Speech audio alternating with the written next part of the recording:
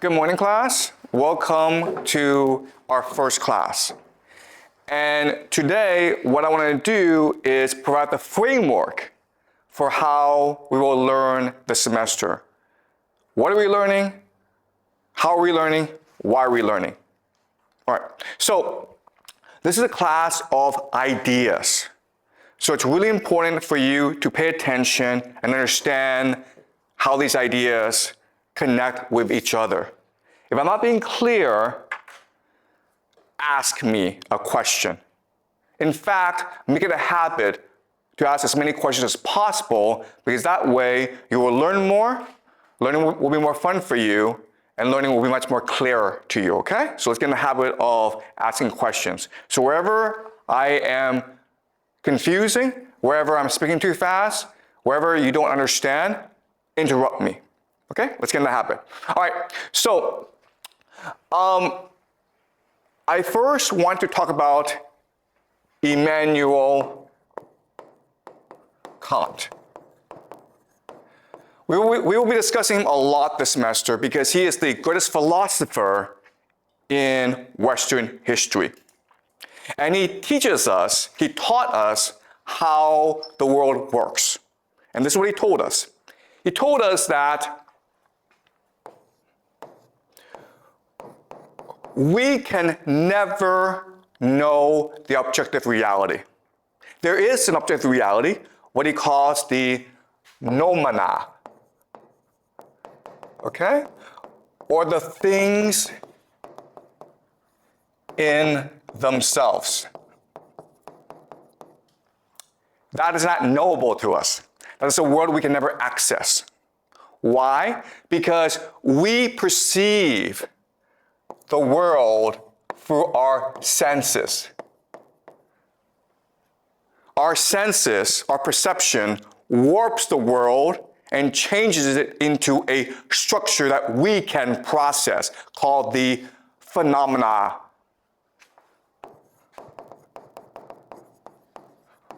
Which are the things that appear to us.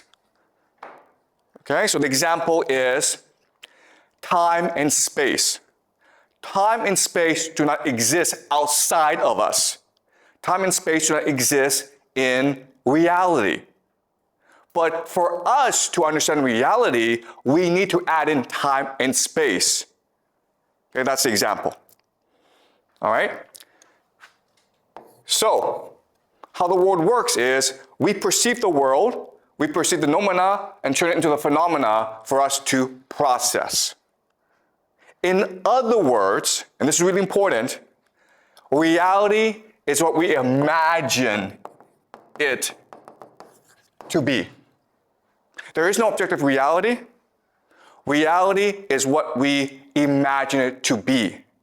Life is a constant process, a constant act of imagination. All right? That's Immanuel Kant. That's the first idea I want you to understand. So what I want to do in this class this semester is train you or teach you or inspire you to augment your imagination so that you see the world much more clearly. This class is not about what to think, it's about how to think. All right.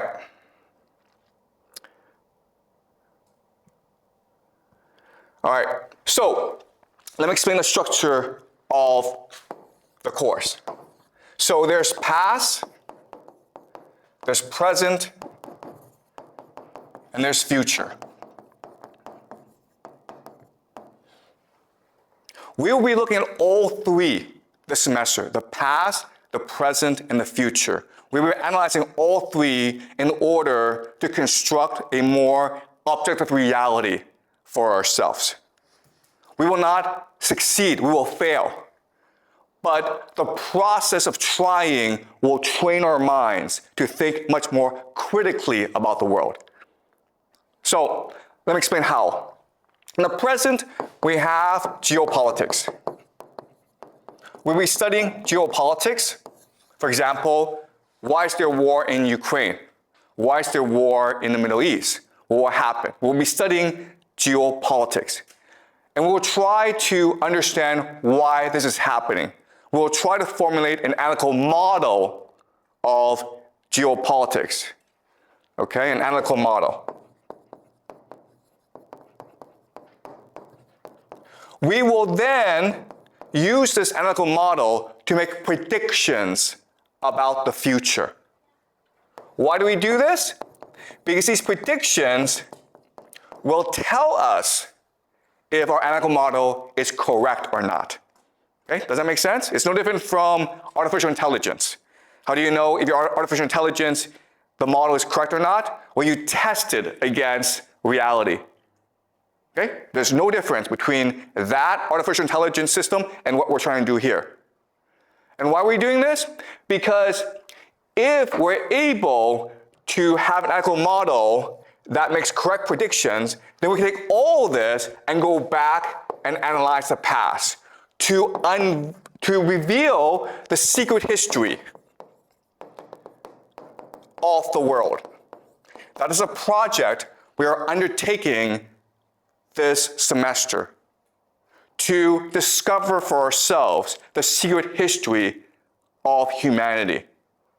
Because you may not know this, but all the history that you learn in school, all that history that you think you know, it is false.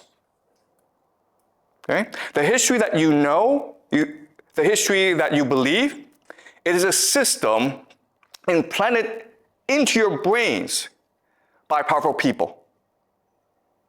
Okay? So the real question that we're looking at this semester is really, how does power work? Because if we can figure this out, then you will achieve liberation. You will achieve freedom. You understand how you're being manipulated by others, and therefore you'll be free. You'll be empowered to live the way you want to live, to see the world that is true to you. So, let me give you 3 concrete examples of how power works. Okay,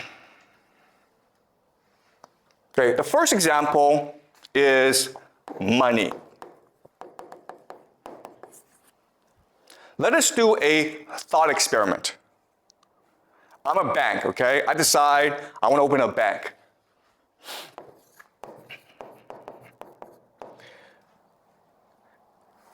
And now you're allowed to put money in the bank, okay? So all of you get together and you put $5 million in the bank. Not $5 million. Now, why do you put $5 million into my bank? Because I promise you 1% interest, right? 1% interest. That's a really good deal. But now, because I owe you some money, right? I owe you 1% interest, I now need to go make money for myself.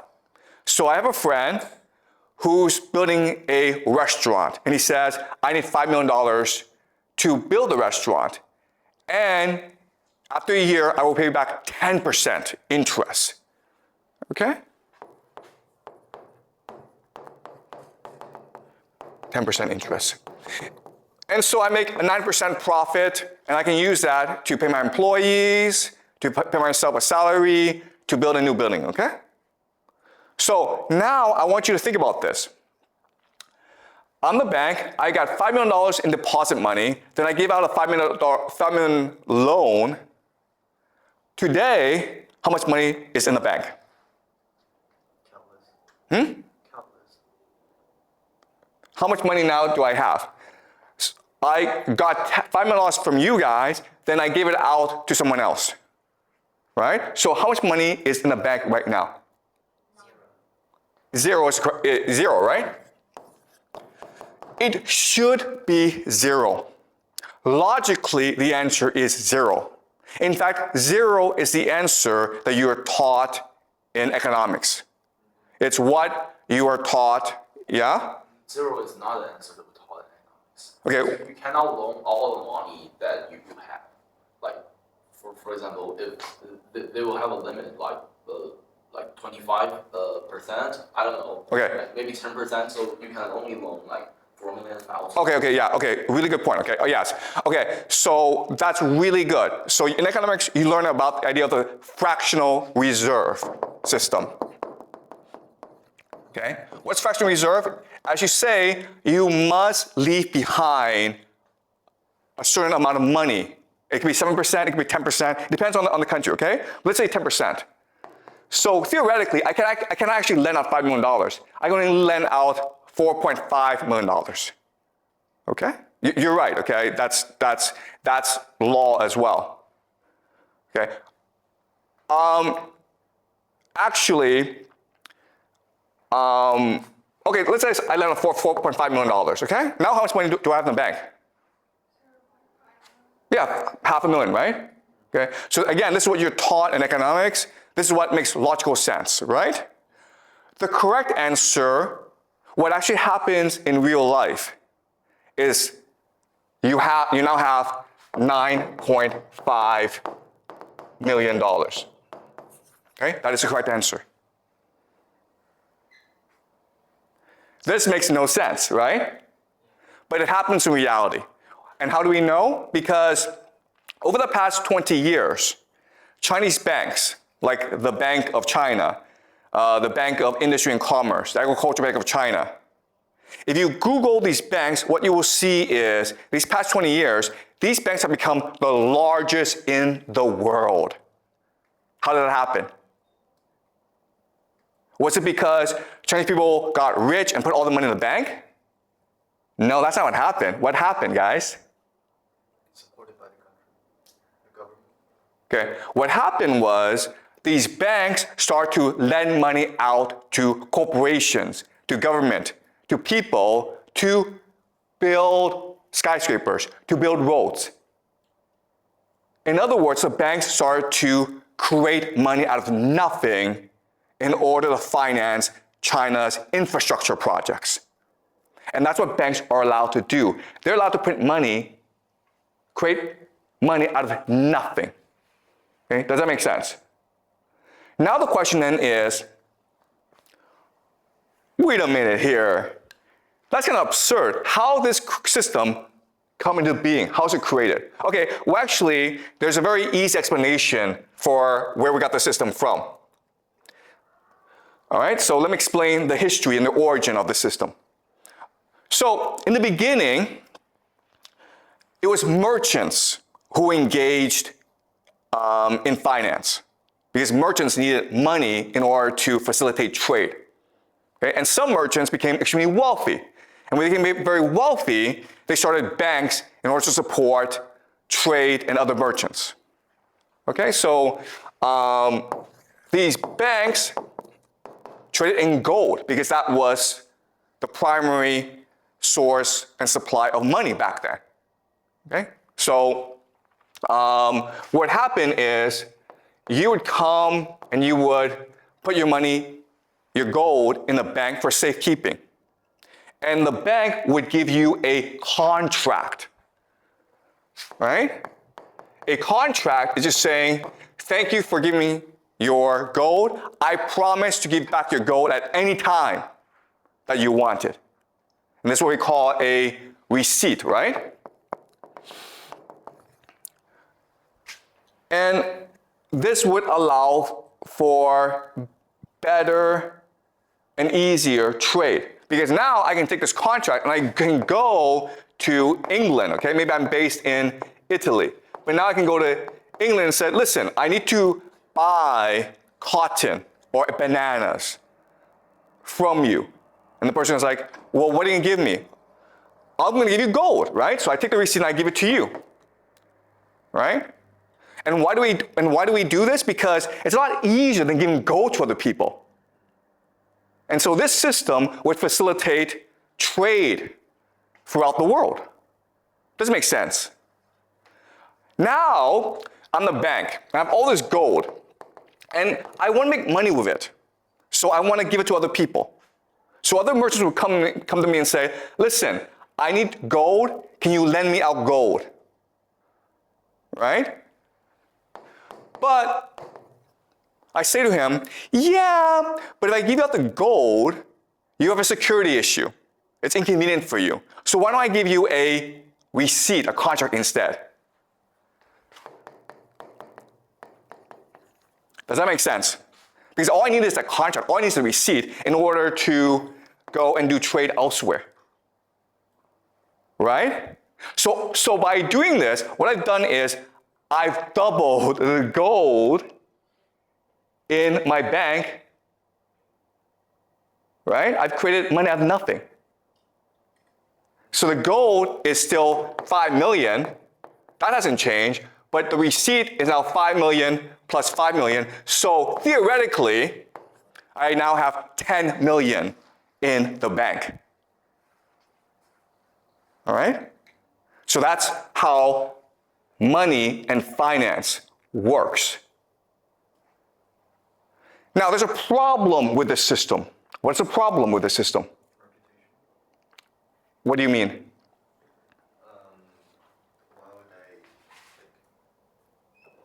Why would the other people take the receipt as gold? As the same value? Okay, that's a good question, okay? Why is it that people believe in me?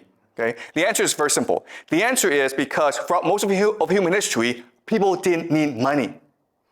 If you were just a normal person, what were you doing? Were you in a village growing crops? If you wanted to like get new stuff, what would you do? You would trade with someone else, right? Maybe you have a goat that I want. Well, then I would trade you a cow for it. So we didn't actually need money. So for most of human history, no one had any need for money. It was only in certain circumstances that you would want money. So for example, marriage, right? Okay? So throughout most of human history, money represented debt that could be unpaid. Oh, sorry, debt that could never be repaid. So for example, a very common thing is maybe you and I fight and I kill you. Well, in theory, your family should now come and kill me. But obviously that would create a lot of problems, right? So the way to settle the dispute is I would give your family money. Because money was symbolically meant to say, I'm sorry, I killed you. This is a debt that can never be repaid. Okay? That's what money was used for in most circumstances throughout human history. There was no actually real use for money. It was symbolic. But with the rise of trade and with merchants, they needed money in order to facilitate the trade. But these merchants all knew each other, so they trusted each other anyway. So money was a mechanism for them to trade easier, okay? Does that make sense? All right? Okay, so let's go back to the question. This system looks great. I can print money out of nothing, but there's a problem with this system. What is the problem? There's a problem here. Like you can forge the receipts and, the money fakes. Okay, that's actually a great question, okay? So, yeah, is it possible to forge the contract? Okay? So, that's a really good point. The problem is, so the answer is that they all knew each other anyway. Okay, because it's a very small circle. Again, we have not reached the modern period where it's a lot of people using money. If that's the case, then forgery becomes a problem. We'll discuss this in future classes, okay? Counterfeiting. But at this point in history, forgery is actually not a big issue. There's actually a bigger issue. And it's a huge issue. What's the issue? I have $5 million of gold, right? There's about $10 million of gold out there in receipts. What's the problem with that? The problem is that if everyone wants to go at the same time, I go bankrupt, right? Because I lose my reputation. The contract says that at any time you want the gold, I must give it to you.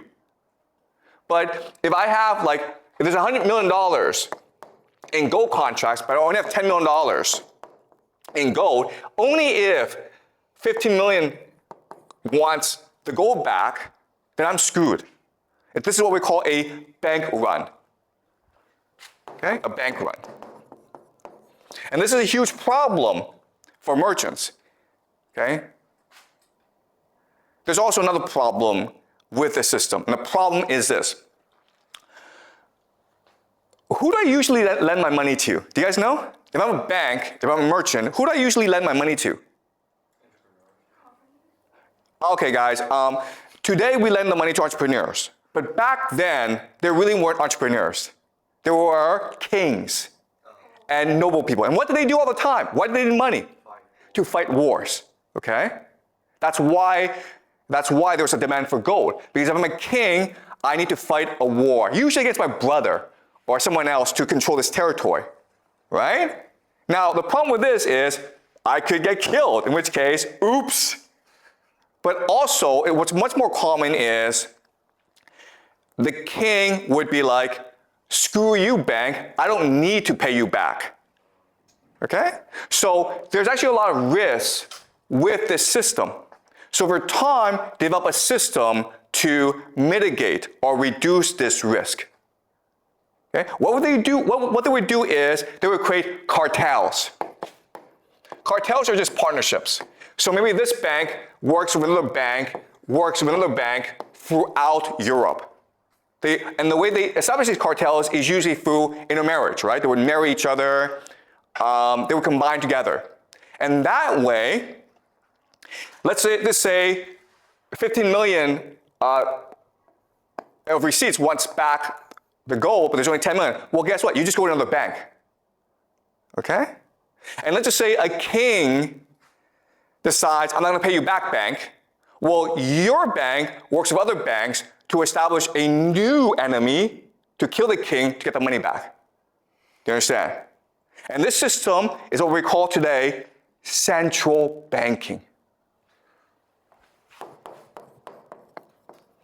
And what you will learn in this class is central banking controls the world today. Okay?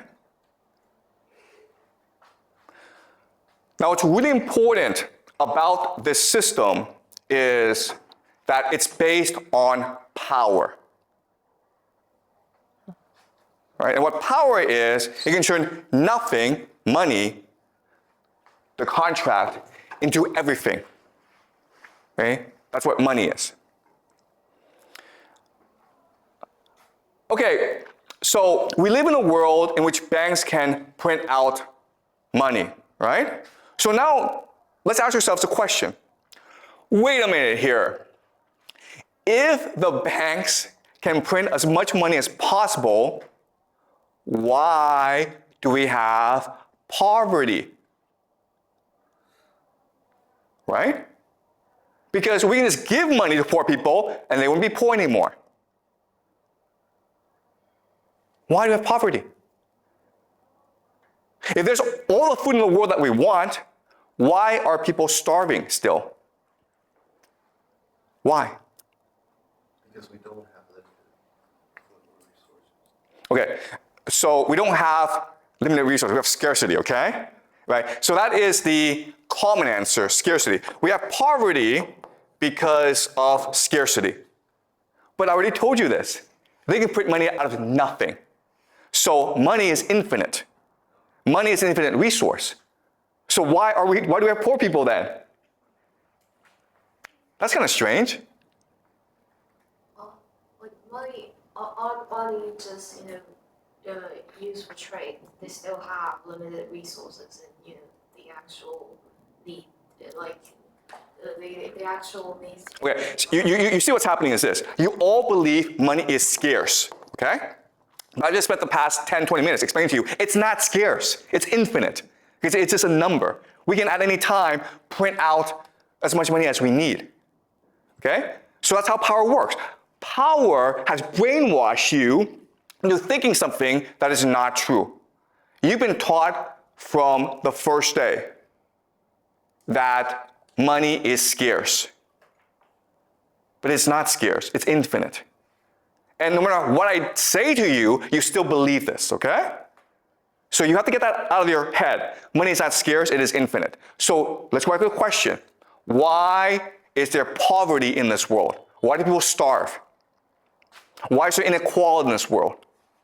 Why are there poor people? Why are there rich people? What's the answer? Because they don't print infinite money. Okay, because it's scarce. So guys, this is amazing, okay? You guys can't get out of your head. You think money is scarce. You think it is not possible to print infinite money, when I already told you it is possible to print infinite money because they do this all the time. Yeah? The one who has the power don't want everyone to share the same. Yeah, Right there. because we don't want people to all have money. The powerful people don't want that.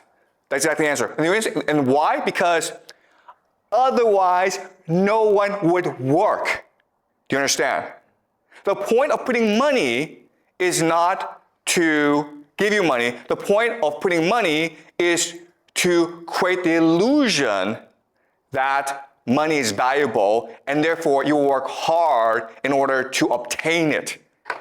But in order for me to make you want to get money, I need to create artificial misery. Do you understand? Right? If there weren't poor people, you wouldn't want to be rich. It's only because you see people suffer that you would want to go make money for yourself. What do your parents tell you? Your parents tell you, work hard in school, make a lot of money. Otherwise, you're going to end up like a poor person. Right? Well, guess what? If there are no poor people, your parents couldn't say that to you. And you wouldn't want to work hard in school. Right? That's why we have poverty. Because poverty creates the illusion that money is valuable.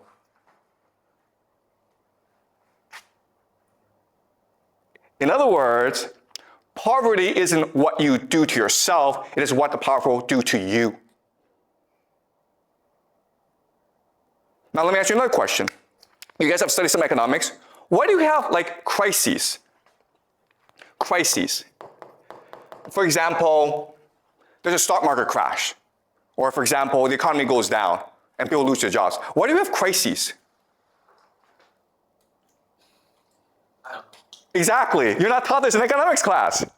That's kind of weird, right? The point of crises is to destroy money. Why do we need to destroy money? Because if there's too much money in the system, people don't have to work. So you have to destroy this money in order to make people feel money is scarce. Okay, does that make sense? So why do we have wars? Right? Why are there wars in the world then? Because they're fighting over scarce resources, right? I already told you, scarcity is a lie. The real reason is war is meant to destroy wealth in order to make you think money is valuable. Do you understand? You guys play World of Warcraft or these games, right? Guess what, guys? World of Warcraft in our world, there's absolutely no difference. You just run around pointlessly working hard to obtain credits in order to buy stuff. If credits just flew out of the sky, because they could do that, right? They could actually program the engine to just put money out of nothing, you wouldn't do nothing every day. You wouldn't play the game. Okay? It's only because you believe that there's scarcity in the world and that you must work hard to obtain wealth that you do any work. Do you understand this? Okay? So this world that we live in, it's a complete illusion created by central banking in order to make us work as hard as possible. Because the real value is not money. The real value is the work we do. Okay, does that make sense, guys? All right, yeah? You said scarcity is an illusion, right? But I understand that money can be printed infinitely, but resources such as food and land, they aren't technically unlimited. So scarcity still exists in other resources. Okay, that's a great question, okay? So the question is, isn't food scarce? Because food is a finite resource, right? Do yourself a favor, okay? Go to the garbage dump somewhere, anywhere in Beijing, and see the amount of food that is wasted every single day. If food was scarce, why do we have food waste? Okay, so if you just do the mathematics, what you will discover is there's enough food to feed everyone. Okay? There doesn't have to be hunger and starvation. It's an artificial crisis. Okay, does that make sense? So you're right in that, yeah, the food's not infinite, but it's abundant. There's a lot of it, enough to feed people. Okay? What about land? On the land, oil resources, the reason they go to war before. Okay, all right, so again, you guys are stuck in the scarcity mindset. And it's very convincing. So let's move on, okay? So this is something that we'll go back to later on, okay? Because I cannot convince you today, this morning, that everything you believed about the world and about yourself is wrong. Okay, you're still stuck there, like, okay, there's scarcity. And you're right, there's scarcity, but we also live in a world of abundance. Okay? And a lot of things that you believe are just misconceptions about the world. Okay, so we'll go back there, okay, later on. All right, so let's move on. Okay, so we've done money now, right? Now let's do another question. Let's do a question of happiness.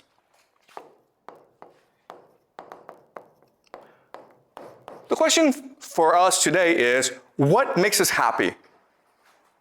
Come on, what makes you happy? How can you live a happy life? Okay. Well, obviously, money, right? If you have a lot of money, that's gonna make you happy. What else? Power. Exactly, power, right? Sure. Power. Excuse me? Freedom. Okay, good, freedom. Yeah. What else? Relationships? Relationships, yep, sure. You have good friends, right? Like lots and lots of friends. What else? Romantic relationships. Okay, love, right? Love, sure. What else? Like video games, I guess. Vacations, okay? Lots and lots of things, okay? What you will discover about this list is this. You are thinking about individual happiness.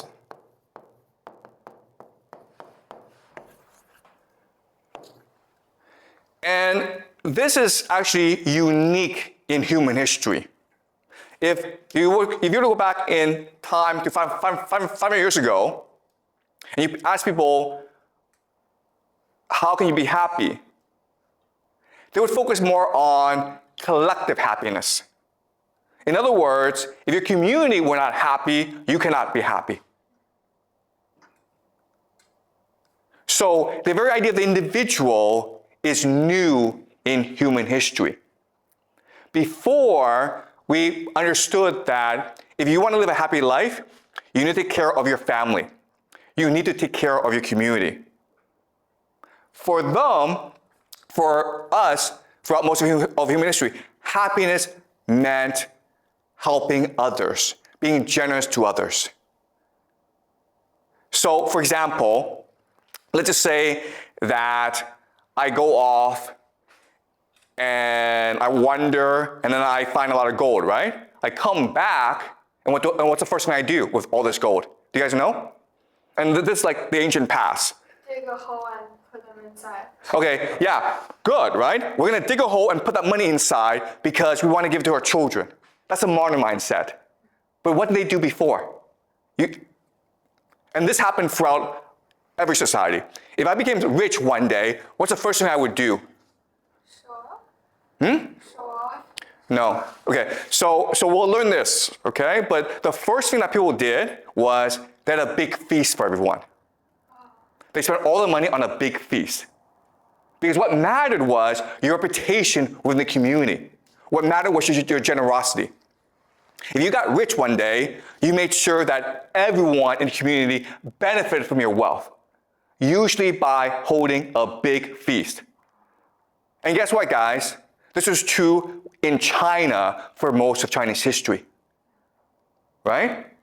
If you come from a Chinese village, you come to Beijing, you open a restaurant, you make a lot of money, you go out to your village, what's the first thing you do?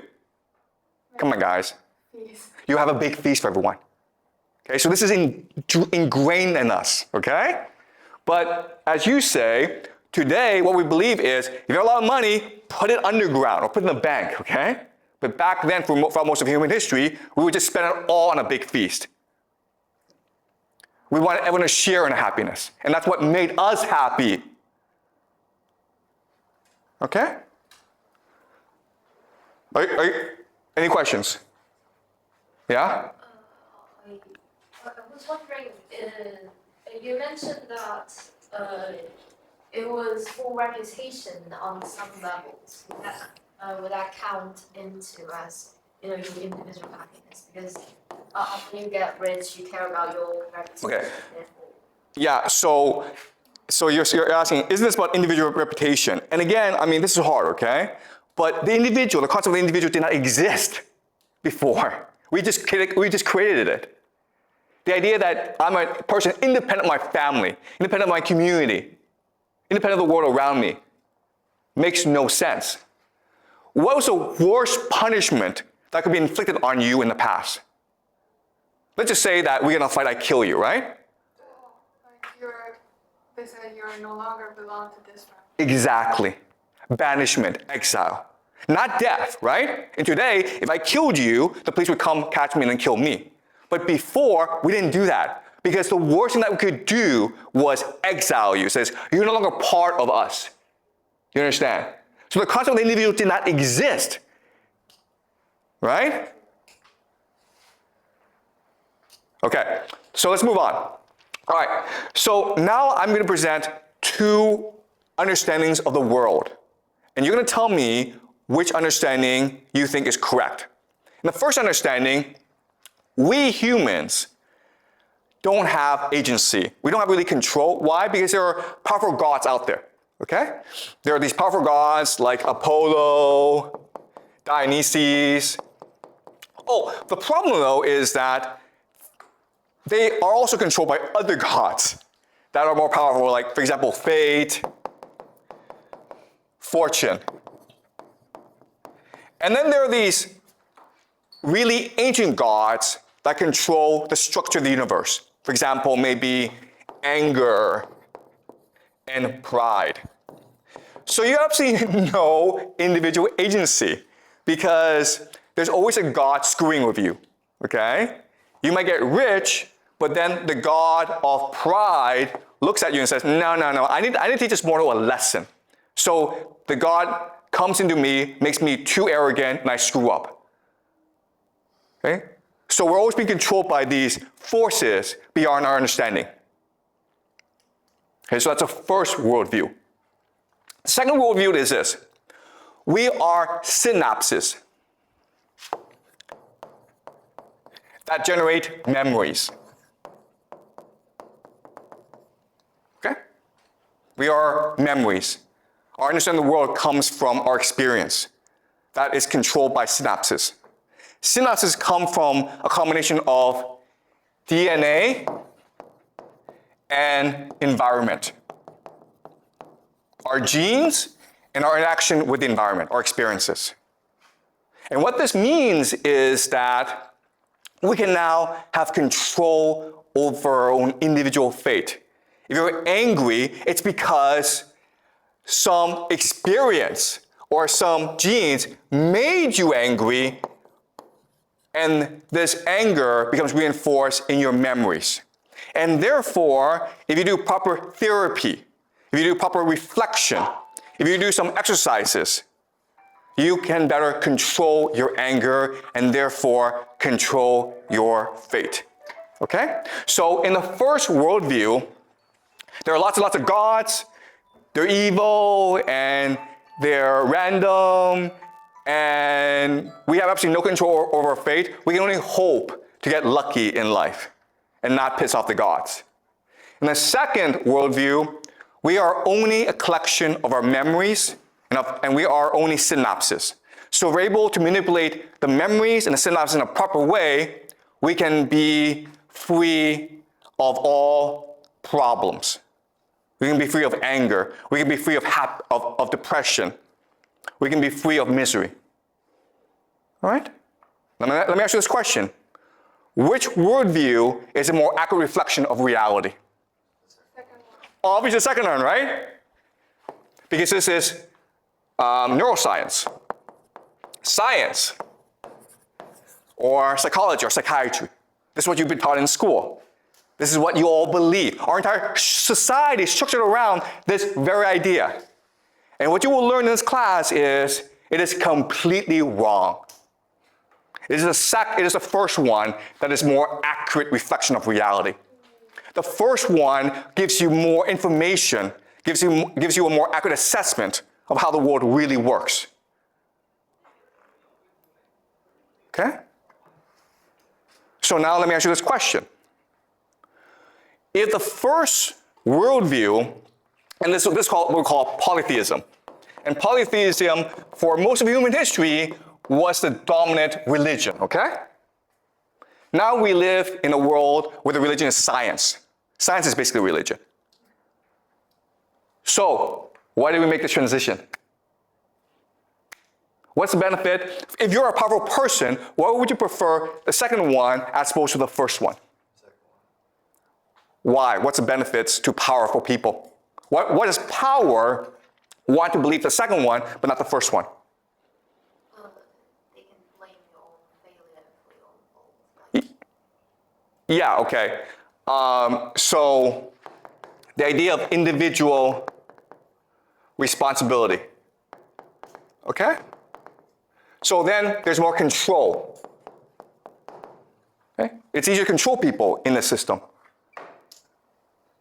Right? That's the first benefit. What's the second benefit? The second benefit is you will work harder, right? Because in the first system, you're like, you know what? I don't need to go make a lot of money because if I make a lot of money, the gods will punish me and make me proud. So I'm just gonna enjoy life and take it easy. All right? So in the second system, no, I have control over my own life. So I need to work hard.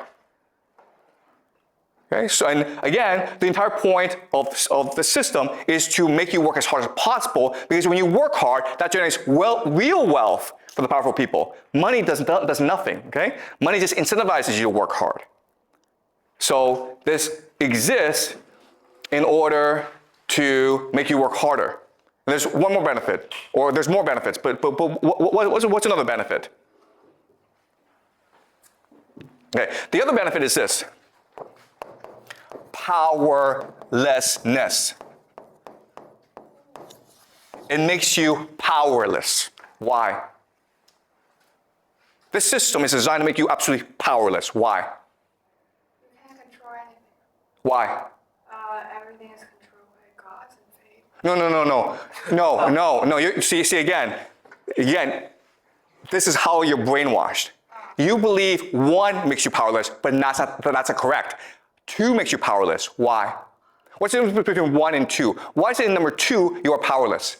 You're playing in the game that who has the power wants you to. Okay, so the problem with number 2 is you are incapable of collective action. Because you think all the source of your problems is the individual in you and not society. But number 1, you are capable of collective action. And the only way to change the world is through collective action. Does that make sense? This is a really important point. 2 is designed to make you think the source of all your problems is within you.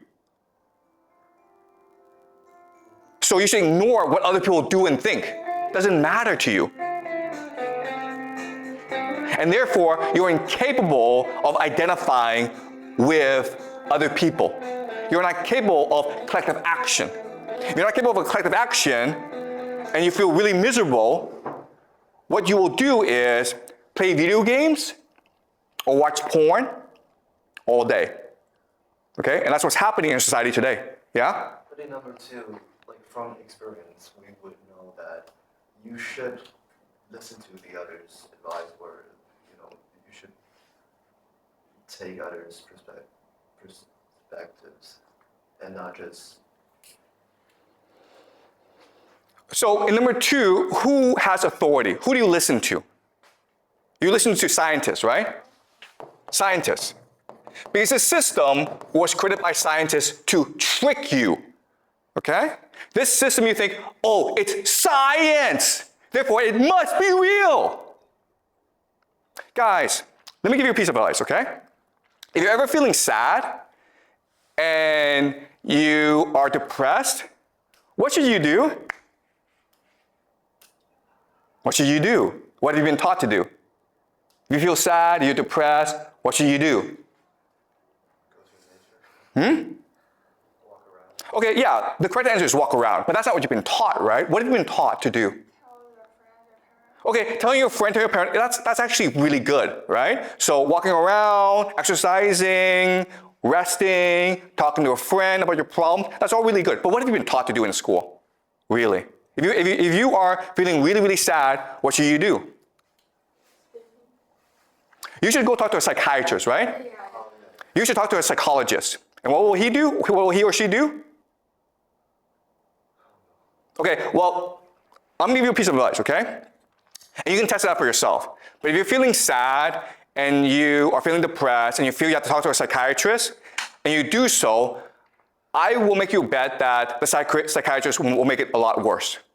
You will feel worse after talking to a psychiatrist. Okay? And the reason why is the system is not designed to cure you of any problems. The system is to make you dependent on authority. You know that if you feel sad, well, you know what? Just go for a walk, talk to a friend, you'll feel better over time. But the system teaches you, no, if you feel sad, go talk to a psychiatrist who will give you drugs. It's designed to make you dependent on authority, yeah? I want to ask, like, in scenario one, real number one, wouldn't God also be an authority? Like, God would also be authority. That's actually a great question, okay? God is authority. Okay, that's actually a great question. Thank you so much. So I have to spend time to explain to you both systems, and I will do so. But what's really important about number one is the gods are really bad people, okay? The gods in number one, the polytheistic system, they fight all the time. They're vengeful, they're angry, they're proud, but because they're gods, they can get away with it. And that's the difference between humans and gods. We're all the same. We're all angry. We're all jealous. We all fight, okay? But the gods can get away with it. The humans cannot. Gods can do hubris. We cannot do hubris. Do you understand? So the idea that, oh, the people in power are benevolent. The people in power are authority figures who are after our best interest. That is a new modern concept. Before, it was assumed that the king is a king. Why? Because he's favored by the gods. It's not because he's a good person. It's not because he's a just ruler. It's just because the gods like him for whatever reason. But guess what? The gods give and the gods take. Maybe today, the king will rule us, but maybe 5 years from now, he gets unlucky and the gods kill him. Too bad. If you read Greek mythology, and we will do so in this class, okay? We'll go over into Greek civilization. We'll look at Oedipus.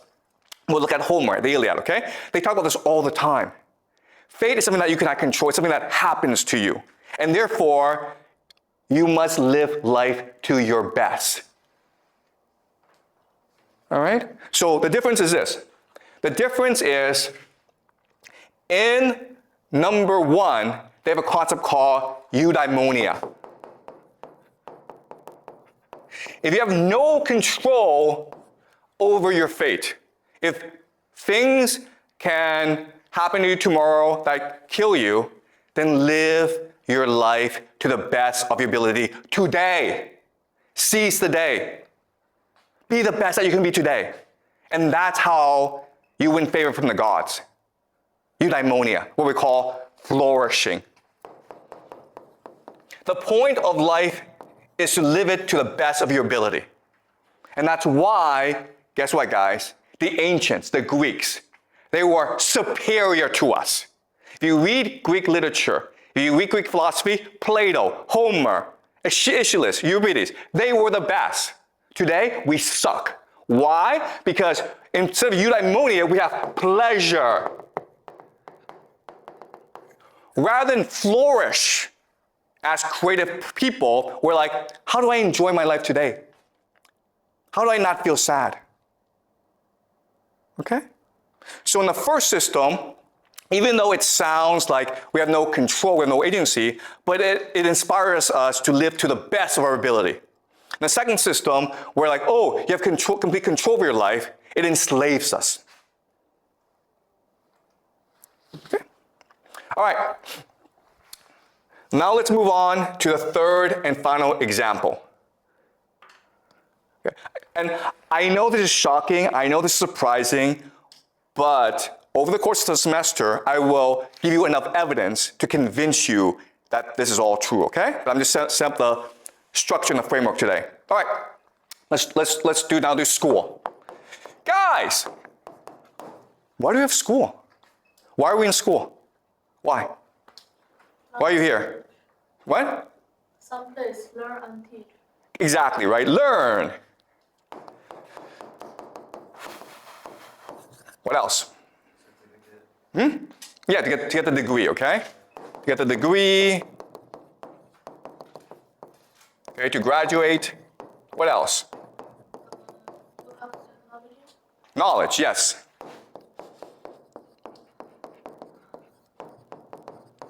Yeah. The power, chance to brainwash the students. Excuse me? I feel like give a power a chance to brainwash them. Brainwashing. Okay, guess what, guys? The correct answer is brainwashing. Everything else is a lie. Okay. All right. What do you do in school? You come to class, you listen to a lecture, you read books, right? And then you have to do a test, and you have to write a paper. And then the teacher gives you a grade. That's how you learn, right? Let me ask you this question then. Throughout most of human history, how did we learn? If you want to become a doctor, what did you do? To be fast and long. The answer is experience. Do it. Right? Let me ask you this question.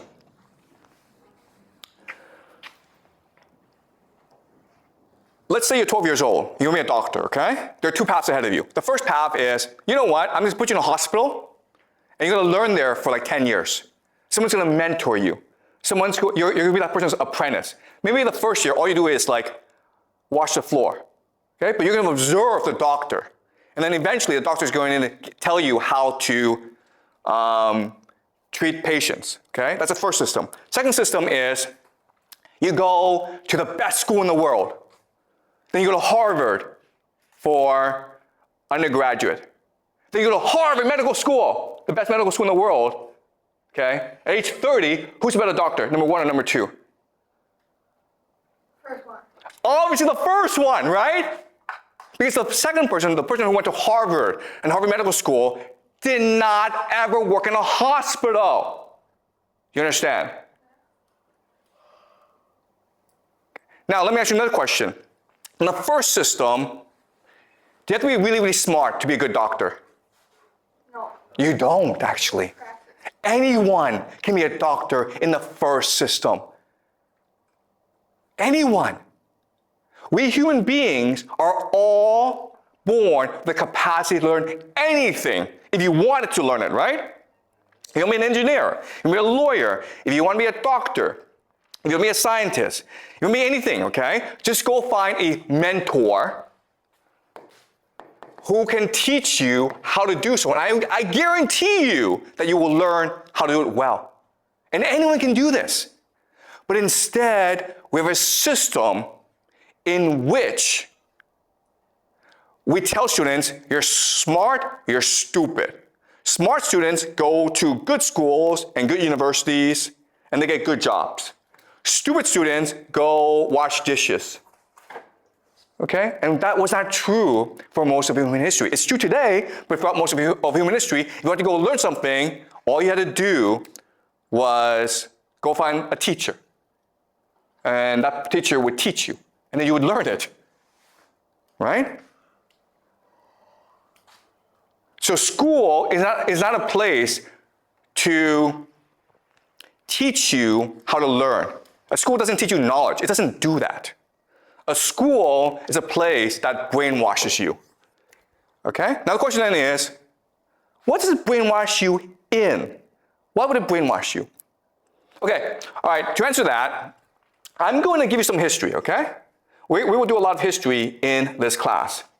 But I'm going to tell you the 3 societies that first introduced mandatory, free public schooling in the world, okay? The first is called Sparta. Okay? Sparta was a small city-state in Greece, like 3,000 years ago. And they had a new system in which children as early as 5 or 6 years old, they were put into a school. And in the school, they were beaten up by older kids who were like 9 or 10. Okay? That's Sparta. The second society was called the Aztecs.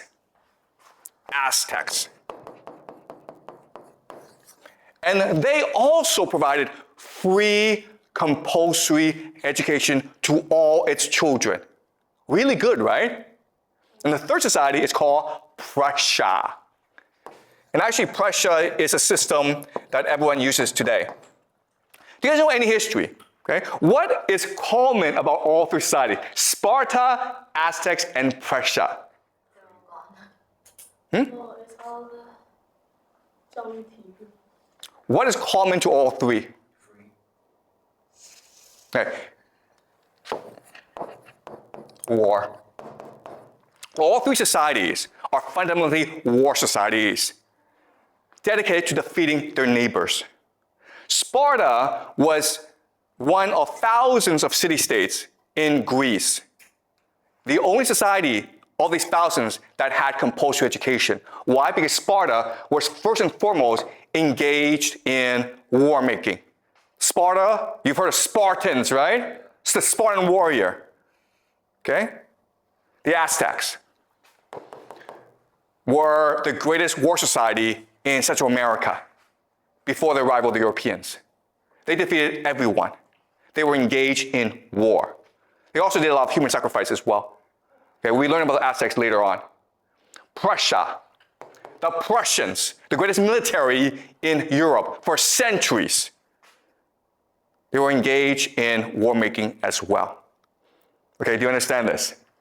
Why we have schools is because schools are really good at preparing people for war. Why? Excuse me? They have people and they can teach some kids how to do with the war. Why, let me ask you this question. Why did they not have schools before? Why is it that people we don't want schools? Why? Again, the Sparta, Aztecs, and Prussia were the few societies that had free public schooling. Why didn't other societies just copy them? Why? I think the knowledge should be traded with money. Okay, let me ask you this question. Let's just say you're a mother or father. And you have a child, right? What's the worst thing that could happen in your life? No parents? No, you're a mother or you're a father. You have a child, right? What's the worst thing that can happen to you in your life? Wrong. Your child is taken away from you, right? Oh. What does school do?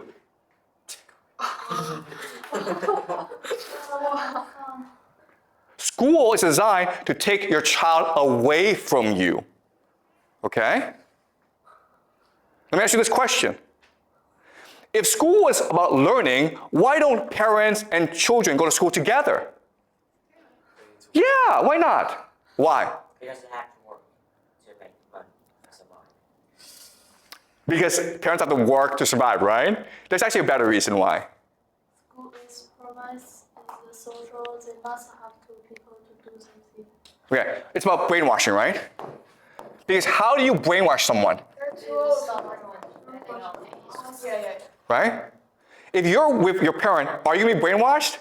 No. Because you feel loved, you feel secure. Your parents are going to protect you. You're going to ask your parent, hey, is this teacher, is he or she lying to me? And the parent's like, yeah, he's lying to you, okay? It's only because you've been taken away from your parent that you are now willing to be brainwashed. Why? Because what happens if you leave your parents? How do you feel? How do you feel? Yeah, exactly, right? Insecure. You're anxious. You're afraid. Do you understand? You've lost your parent. You're 4, you're 5, you're 6 years old. You've lost your parent. You feel really insecure. So who do you trust? Your teacher. Whatever your teacher says is now correct. One of our parents was also brainwashed, like, because they went to school before when they were small. Yeah, okay, that's a great point, okay? Aren't our parents brainwashed as well? That's correct. Your parents are brainwashed. But what I'm saying is, when a parent is with a child, the child feels secure. And if you're secure, you're much more willing to disobey authority. You're much willing to ask questions. You're much willing to think for yourself because you feel secure, because your parent is there to protect you. But if you take the parent away, you can't do that. You must now rely on the teacher who can now brainwash you. Okay? So are you brainwashing us? Am I brainwashing you? Okay. Maybe it's a jar too. Okay. All right. Okay. So the question is, am I brainwashing you? Okay. That's a good question. And it's a fair question. And again, that's why I tell you this. Okay? You have the capacity to ask me questions. You have the capacity to challenge me. You have the capacity to think for yourself. Okay? So all I'm saying is, hear me out, ask me questions, and then think for yourself whether or not I make sense. Because the difference between my class and other classes is like, I don't test you, right? I don't give you grades. It's a pass-fail class. You can actually choose to say, you know what? This is nonsense. I don't want to listen anymore. I can't stop you. Okay? But in school, guess what happens if you don't come to school? Your parents get arrested. All right? Do you understand? That's the difference. It's your choice whether or not to pay attention or not. All right. So another question then is, okay, if schools are designed to brainwash you, what are they brainwashing you in? Well, they're designed to brainwash you to believe a concept called the nation state. The nation state. The schools are designed to brainwash you to think the nation state exists. It is a person, Mother China. You must love this person. You must be willing to sacrifice yourself for this person. You must be willing to dedicate yourself to this person because it is Mother China. And how do we brainwash you? We teach you language, right? We teach you history. We teach you geography. We teach you all this to make you believe that the nation state, Mother China, the United States, France, they all exist. But guess what? Throughout most of human history, it was absurd to think the nation state existed. Okay? Before, you didn't say, I'm Chinese. Before you say, I'm a Beijinger. Or I'm from Haidian. Or I'm from Chaoyang, right? Because that makes more sense. You're from a place where you know the people. But now, because of the nation state, you are forced to believe that you are the same person as someone from Yunnan, Tibet, Guangxi, even though, guess what, guys? You have absolutely nothing in common. Okay? But you're all Chinese. And that's what school is designed to do. School is designed to implant in you a false memory of a nation state. Okay? That's what history is. History is the false memory of a nation state. And that's why you're all forced to go to school.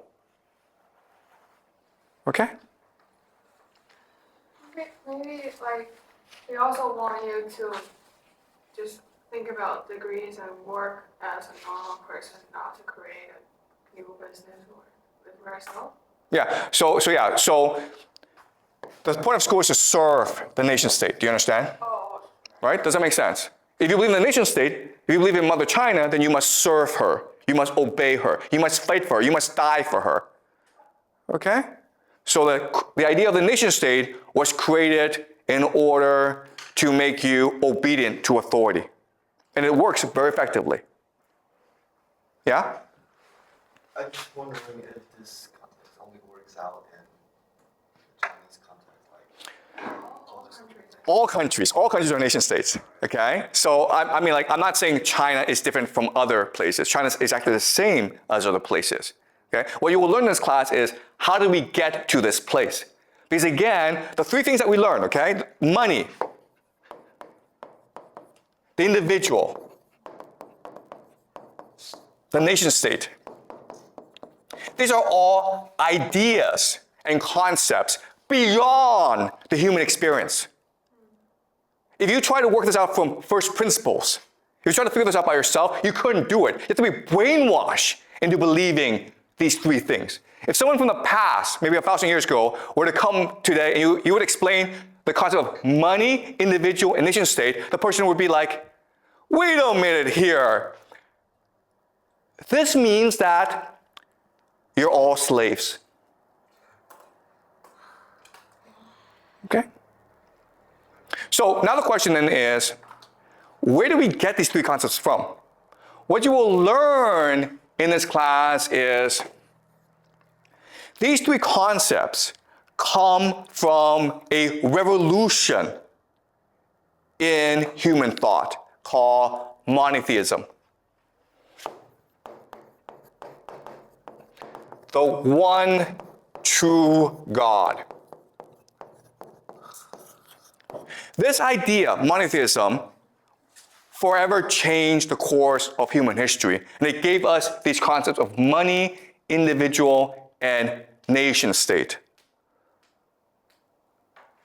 Monotheism is such a powerful idea that it turned nothing into everything.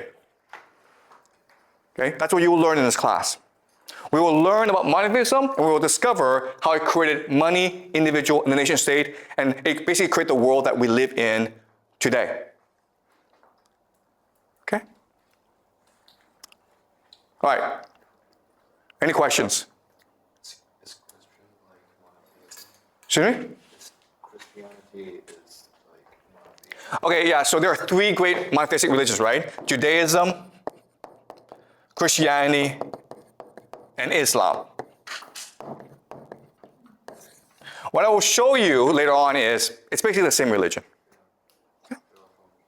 Yeah. All right. Okay, so I don't want to give you too much information, okay? Because it's a lot to process. But I want you guys to remember the concepts. Money, individual, and nation state are all powerful concepts that are embedded into everyday life. You cannot escape it. Okay, you've been brainwashed into thinking that they all exist, when in fact they actually don't exist. And that's how power works. What power is, okay? What power truly is what we call alchemy. Alchemy, throughout human history, was the pursuit of turning lead into gold. Okay? Lead into gold. Okay? Nothing into everything. That's what alchemy was. And maybe in science class, you're taught that alchemy is this fake science. It's a pseudo-science, and it did not work. What you will learn in this class is we achieve alchemy. Okay? We turn nothing into everything. We turn lead into gold. Or that's what power is.